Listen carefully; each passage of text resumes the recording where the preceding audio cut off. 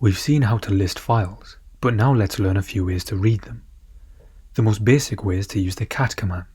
Cat means concatenate and simply prints the contents of a file to your screen, as we can see with this greeting file.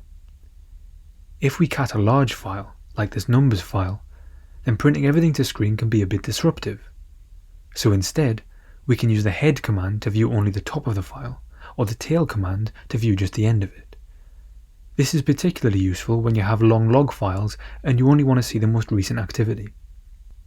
If you want to read a file by scrolling through it, you can use the less command and then use your arrow keys to go line by line, or press the spacebar to skip forward an entire window, or W to skip backwards by a window. To exit less, just hit Q.